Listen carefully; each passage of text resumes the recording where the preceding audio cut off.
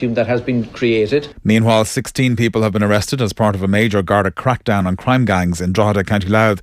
30 searches of homes were also carried out under a day of action earlier. Garda also seized 5 vehicles and issued 35 on-the-spot penalty notices for road traffic offences. Lastly, abortion rights campaigners will meet with the Minister for Health tomorrow to mark 1 year since Ireland voted to repeal the 8th Amendment. Together for Yes says the number of Irish women travelling to the UK for an abortion has significantly dropped since new legislation was introduced earlier this year. However, the group feels there is still more to be done to ensure that abortion services are made available to women throughout the country. And that's all for now. I'll have more at 8. News Talk Weather. Thanks to Des Kelly Interiors. For the latest trends in carpets, vinyls and wood flooring, Des Kelly Interiors, where quality flooring costs less. Mainly dry and cloudy tonight with a small chance of some drizzle in places. Lowest temperatures of 6 to 9 degrees. And now you're up to date on News Talk. Off the ball. This is News Talk. Welcome along to Thursdays Off the Ball. Nathan with you until 10 o'clock. So Mayo against Roscommon Saturday night. Finally the championship starts. What's that? Oh, there was games in Ulster already. They were very exciting. Finally the championship starts on Saturday night. Did Mayo already play? Finally the championship starts on Saturday night. Okay, can we just... I think we should clarify this for listeners that about 30 seconds ago was saying there's nothing happening, we've nothing to talk about, so he decides to talk about Mayo. That was your problem. Mayo have already played a game. Like, you're just dismissing the challenge of New York because they lost by 27 points or whatever it was. The New York challenge. At Santi, You know, at least Mayo and Roscommon are along good Connacht men to entertain the nation on Saturday night. What are Fermanagh and Donegal going to serve up on Sunday? You're as complicit as the Sunday game editors in not giving people their due, Nathan Murphy. Well, Donegal do their best. You can't be held responsible for what Fermanagh will do what Fermanagh do, which it'll be my guess. I know last year Donegal put up a big score against them, but I think it could be something like 5-3 at half-time in that game, and everybody will be bemoaning the death of football, as they do. And now if it's not 5-3, everybody will be giving out the Donegal aren't any use this year. Yeah, that's true. You can't win. You can't win, no. Kieran Cunningham is with us. Well, you can if you're in Leinster, Dublin or Leinster, and Dublin start. Like, that's the story. It's an interesting weekend for that because it's Dublin's potentially the biggest summer in the history for any team in the GA, and it's where they start. And it's the same weekend where Mayo, their biggest rivals in recent years, have a big game, where Donegal, the only team that's beaten them, have a game, and 6 days later you have Kerry making their bows. So there is a sense that things are stirring up a little bit. But like Louth last year, Louth were hammered by Carlow and Leinster, hammered by Leitrim in the qualifiers. I know they have a win under their belt, but it's hard to know what you're going to learn about Dublin. The only thing you might learn is Diarmuid Connolly there, because nobody will tell you.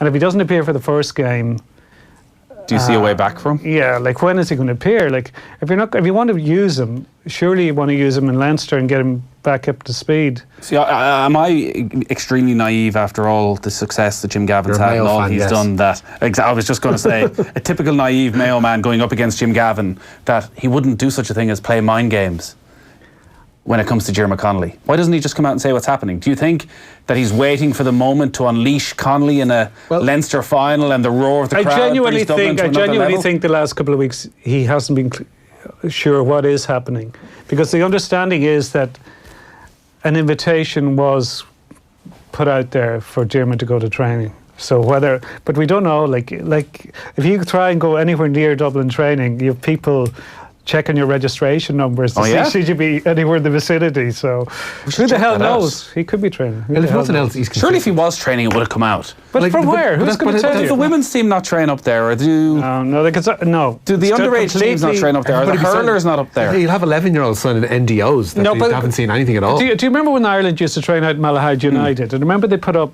these big screens, and it was supposedly to stop the wind or whatever. But Dublin put that up around their training ground because some of there were houses that could see where they train, so they're blocked off now in case one of us shinned up, tried to hide in the attic of one of those houses. And what if you were to get a drone? Yeah, just throwing it out there. Just a suggestion. Why? Okay, freaking off the ball sponsored drone. We'll probably go to work tomorrow and people saying that's a good idea. I wouldn't condone such activity, but I'm just wondering, if people are that desperate to know. No, people are that... Like, there's an exclusive for you. Drone footage, back page of the Star. People will buy it. But how could you tell from a drone if he's training? Just picture quality on drones. Is that good? Good picture It'll quality. just be the top of his head and pattern male baldness. Pretty That's what you unique. need. Square head on Dermot Connolly. It'd be grand. So we're going to talk Mayo against Roscommon. Billy Joe Padden with us after 8 o'clock. Lindsay Peat to come as well before 9 o'clock. And John Giles at 7:30. 53106 is the text number. You can get in touch on any of our social channels. You're very stylish, Donegal man, Kieran. Am I? It is a quiet day. We should repeat. It's a quiet day. I have to live up to Tommy Martin's example. TV. That's TV style. yeah. It's different. I saw photos of him playing football though. He was quite ungainly. Oh yeah. It's like a newborn foal. We were getting And the the call's quite stylish, yeah. Well, funny you bring that up because we wanted to get the views of the online world, I guess, which is always a good place to go for a good balanced view. Enda rocked up in the office wearing this today: Explain. white socks, black shoes, That's not right. and sort of khaki pants. Right. Donvie, when you say pants, they're like a type of jean. A type of jean. He's not there in white fronts, like. Thankfully. Thank God. That we know of. He might be underneath. Like clearly, none of us are down Is it with a the long kids sleeve anymore. shirt? It's a long Enda's about sleeve what? shirt, 23. At what stage did white socks and black shoes come back into fashion, or is Enda just from a part of Donegal that I thought have their own unique socks had sense gone of out of style? fashion, didn't they? The socks went out of That's a good fashion, point. didn't they? With younger people. there was a You're lad younger of- than me. I did barely. Do you always wear socks? Always wear socks. Good. I can't slip into a shoe unsheathed. Okay. Wait, you're telling me Why that do you people hate actually don't jeans wear and socks? shoe? Why do Why you do I hate rant about people who wear jeans and shoe? Jean and shoe is wrong. But The what does it combination of mean? like bootcut jeans and some kind of slip-on shoes is just inherently evil. But does it depend on the kind of shoes? It can play Because everybody parts. wears jeans. And everybody wears shoes. But there's a so what's wrong with jeans and there's a shoes? certain type of jean and shoe that is just Do you wrong. know what he's on about? Usually So, bootcut. so by shoe, you don't mean shoes. So you can wear jeans and you can wear runners with them. Yeah. It's the sort of, your funeral shoes? Right, okay. But wearing them in everyday life with a pair of jeans. Or, a middle-aged businessman who decides it's casual Friday and he's going in his salmon shirt and his bootcut jeans and his slip-on shoes. Have you ever gone to the races? God, no. No. I've had the misfortune to go a couple of times, but everybody wears the same clothes. What's the misfortune? Why is that? They all dress like Conor McGregor now. Yeah, they well, wear Peaky suits. Blinders, Conor McGregor, yeah, but they all wear the exact same clothes. And everybody weddings wears blue suits and brown shoes. Why is that? You don't, yeah. Does a memo blue- go out? No, blue and brown is a known combination. What's in We fashion? all do. Everybody does. Why does everybody do? You wear white suits to wedding, for God's Yeah, sake. a three-piece white suit. Get it right. Pete Kelly's wondering Johnny what Logan. John Giles is going to talk about. The Eurovision? I would listen to half an hour of John I on would Eurovision. absolutely listen to. They screwed the Eurovision up. How do you The mean? new the voting two-tier process voting, yeah. is insane.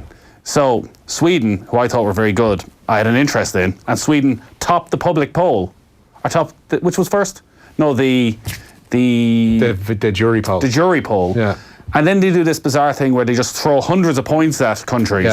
Yeah. So the jury poll takes about an hour and a half, and then the public vote takes about 5 minutes. And Sweden, having been on top for about an hour and a half, suddenly are usurped at the very last moment. It's a disgrace. Wasted my Saturday night on this. Should have gone with the old Israeli Anyways, boycott there, Nathan. I think we should talk to John Giles about this. Yeah. Anyways, you don't think that Enda's fashion faux pas was as bad as... No, I've seen worse in Donegal, definitely. All I right. have to say. Donegal would be prime jean and shoe territory, actually. Are his pants too small for him? Are they too short? Maybe he's just had a growth spurt. He is about, what, 14? That is a very fair point.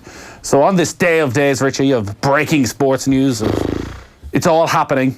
Yeah. What's going on? We'll go to news that actually broke late last night. Plans to expand the Qatar Geez, World you Cup. know it is quiet when he's going back to yesterday. It's a sizable news item. Is that what we've come to? The day after something big happens, you just repeat it and go. We He's didn't doing a report on the 1978 World Cup final. We've gone By the back way, a bit. I've heard Jack Lynch is turning to politics. What is he? Hurling behind, yeah.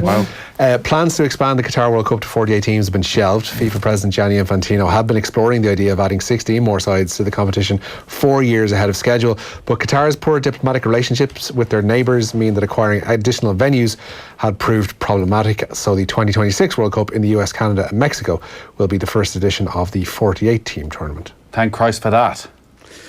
Well, hopefully we'll all be dead by the 2026 one, and we won't have to endure Group P. Yeah, no, it was because if you read anything of the format, it was like you were only guaranteed one game or something. Is that right? If you with the 48, you were guaranteed 2 games. So 2 games, groups of 3. yeah. 3 years. Yeah, but like if you lost your first, you were effectively gone, probably, weren't you? Absolutely. Yeah. So it was disaster of an idea, and also we'd end up begging to be Team 49, as we do, or else get 5 million backhander. Who's going to do our begging anymore? We'll always find a new beggar. Marcelo Bielsa would dig an underground tunnel if he had to get into Dublin training, says Dara.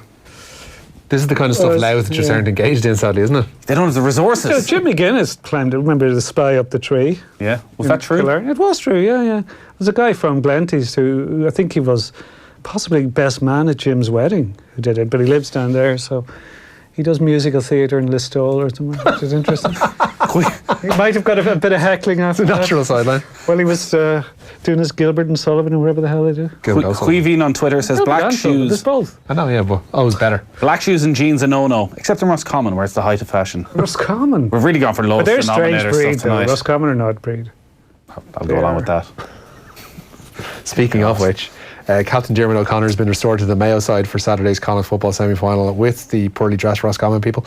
The Ballintubber man missed the quarter-final win with New York through injury. Elsewhere, Chris Barrett and Michael Plunkett come in for Colin Boyle and James McCormack. Plunkett making his first championship start. Roscommon manager Anthony Cunningham has stuck with the same 15 that saw off Leitrim a fortnight ago. A good day cycling-wise for Ireland. Eddie Dunbar claimed 3rd place in today's 12th stage of the Giro d'Italia. The Cork rider came home narrowly behind the stage winner Cesare Benedetti and 2nd place Damiano Caruso. In his first ever Grand Tour, Dunbar is now up to 28th on general classification. He was only a late replacement for the Team Ineos side. Jan Palance is the new leader, or new winner, or wearer even, of the leaders Maglia Rosa. Despite coming 3rd today, Dunbar wasn't happy with his finish. I'm a bit disappointed, really. I felt like I was one of the strongest there. I knew I wasn't the quickest, but I was certainly one of the strongest, and I just gambled in the finish. I had Brambilla and Eros there, and I knew that being Italian, they were going to be a bit more keen than me to get to the finish, so I gambled on that. And I got caught by the 2 guys behind. That's bike racing. Live and learn, I suppose. Graham Rowntree is the latest name being linked with a place on the Munster coaching staff. Murray Kinsella, 42.e, claims the former England prop could replace Jerry Flannery as forwards coach there. Rowntree's worked with the Lions, England and Leicester in the past, but is currently working with Georgia until after the World Cup. They need to get this sorted. Yeah. Starting to drag on a little bit now. It is, yeah. You'd wonder what's going on. Like it's. Well, also you do wonder when you hear so many names. Yeah. It begs the question: did you have a clear target to start with? Yeah, that's exactly what I would have thought. Like when you hear the guys are moving on, you would just have presumed somebody was lined up. But I don't know. I don't know for definite. But like it does seem that you are being thrown with different names. Well, how far are we removed from Jones and Flannery and they're gone 2-3 weeks?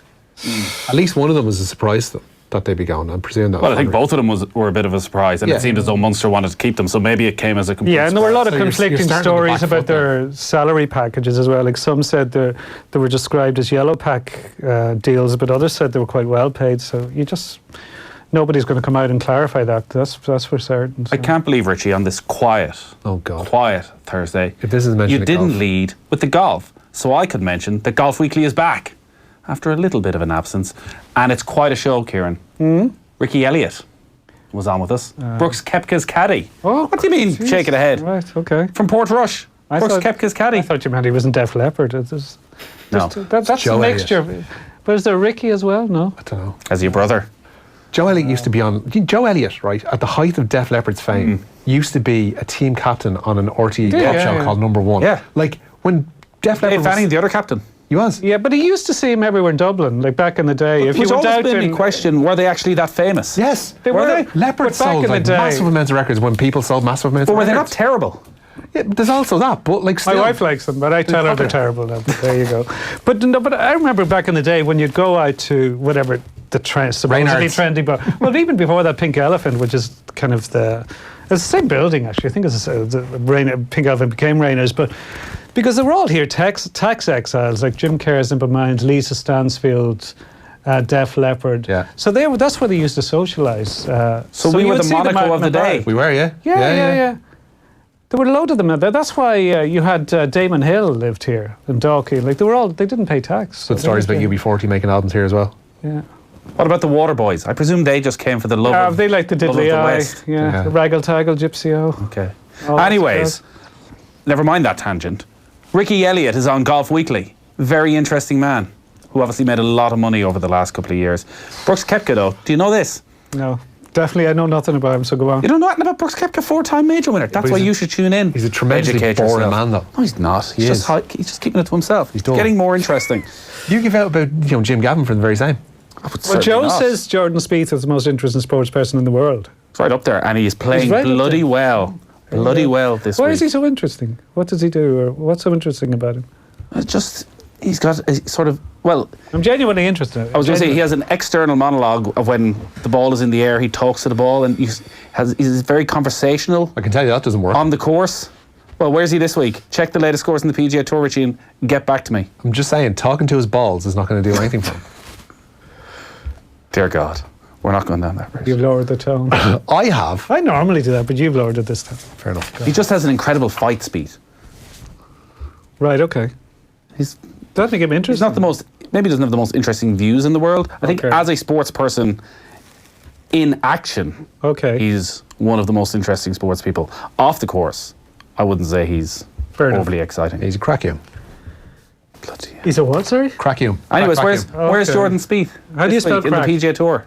This is a debate. We'll not get into that. Okay. Naby Keita is unlikely to be fit for Saturday week's Champions League final. The Liverpool midfielder is yet to take a full part in training in the sessions down in Marbella this week, and manager Jurgen Klopp concedes that Keita is some way off being fully fit, also a concern for Guinea for the summer's Africa Cup of Nations. However, Roberto Firmino seems bound to play in Madrid, as he's likely to be training fully as soon as tomorrow, having missed their last 3 games of the season. You sense Jurgen Klopp is weighing up Naby Keita maybe fit enough for a place on the bench, but if I put him on the bench, he's going to have to go to the African Cup of Nations, and then he'll pick up an injury, and he'll miss the start of next season. I see, and also he kind of, if he is training, he kind of has to put him on the bench, because they're putting 12 on the bench this time. They're allowed to, the UEFA have changed the rules, so they can basically put the whole squad on the bench. A couple of the fringe players would miss out, but as you say, that I would say he would. Because already he's got Mohamed Salah will go to the Africa Cup of Nations definitely, Sadio Mane, Matip is retired from international football, hasn't he? Yeah. But Copa America, got a few going off to that, obviously the Brazilians. No. And Fabinho didn't make the Brazil squad though. Fabinho didn't? I didn't see that. The Brazil squad, I'm surprised at that, yeah, because he's done so well. But it's really, I was actually curious, I never saw any reference to it. Were they off last week? Were they given a few days holiday? I think they were given 4 or 5 days off, and they've been in Marbella then for the last few days. They did six in Marbella, searching for a team to play a friendly against. Where's the Irish squad right now? Well, I was actually thinking this today, why don't Ireland play them, except James McLean isn't allowed to play, because he'd probably kick Salah or Van Dijk out of the finals. Def Leppard, over 100 million albums sold. There you go. They're one of only 5 rock bands with 2 original studio albums selling over 10 million copies in the US. And were inducted into Rock and Roll Hall of Fame. And their lead singer used to spend Tuesday nights being a team captain on a pop quiz show in Donnybrook. And drinking in a dodgy nightclub. Why did he do that? Because I used to watch that programme every week. Yeah. And I sort of assumed, like, who would you, like, he was the Nathan Carter of his day or something. You presume he was the level of like a Rick Wakeman. His time had been and gone. Exactly. Yeah. But no. But it was more kind of an old pals thing, because it was, like, Dublin then was, like, it's a small city now in relative terms, but it was tiny then. So people who went out, like the Dave Fannings or Jerry Ryans, went out for a few pints, that's who they were socialising with, Jim Kerr, Bono and Joe Elliott. So they just say to Joe, You're hanging at the back of them as well, yeah. No, I wasn't. I was too cool for that.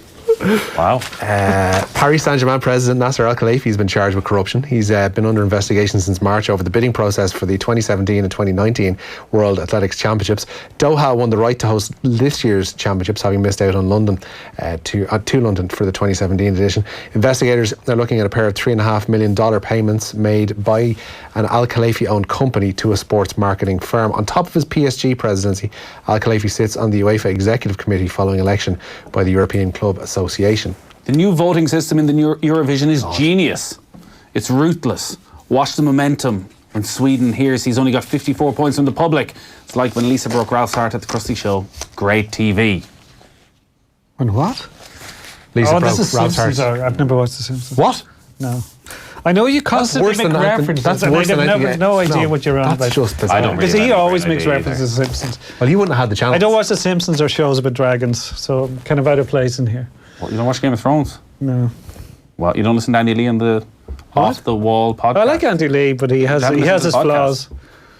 Have you listened? You haven't listened to the podcast? I've never it's watched sensational. it, so... Kevin Caban last Thursday night, Yeah. we were in here and we played a clip of Off the Wall, Creased himself. and it was one of the greatest moments I've ever seen. Really, yeah. He was falling over this desk. Does he like it, after. Kevin? I think he's seen a Kevin's couple of right. episodes, but he just couldn't get his head around It was like how obsessed and how serious Andy was taking Game of Thrones. It was like Andy had walked into the room in full cosplay and was just there with a sword in his hand, and Kilbane just lost it. Right. His depth of knowledge of Game of Thrones is ridiculous. Yeah. So it's worth watching just for that. Yeah, I might watch it for that. It was a dangerous game Kilbane was playing, laughing at Andy Lee like Yeah. that. Yeah, laugh at a I've seen his knockout former middleweight punches, champion. yeah. Yeah. Good plan, Kev.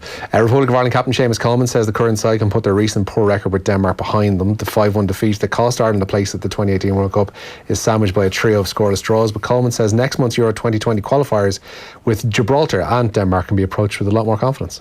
You know, they said going to Gibraltar should have been an easy game as well, and that turned out to be very difficult. But I think our full focus is going to be on the first game for now, and then after that we look to Gibraltar, and that'll be the Denmark game, which we've got a bit of history with them. They're a very good team with some very good players, but you know, I fully believe that this squad and the way we performed recently, we can go there and get a result. Meanwhile, Curtis Fleming believes Luca Connell can make an impact with the Republic of Ireland side immediately. The former Middlesbrough and Ireland defender was speaking on this morning's OTBAM, saying Connell was the standout player when Middlesbrough played Bolton in the Championship earlier this season, and Fleming feels the 18-year-old has all the attributes to step up to international football. Yeah, Curtis, I've never seen him play, so just quickly, you talked about you've played against him this season when you were at Middlesbrough. What type of player is he? He's a get-on, he's a sitter. Midfield bombs on now and again, Kev, but he gets it. He's got an unbelievable spray. He can get it from one side, a little shift, and can spray it 40, 50 yards to the opposite side of the pitch. The biggest thing for me was he smashed that right back here with 6'4", Yeah. and left a little bit on him and get up and kind of swagger up. Not in a big time. He just said, "I'm not taking you pushing me around. I'm not taking you kicking me." And when the crowd turned a little bit at Bolton, as they were at the time, there was so much going on off the pitch.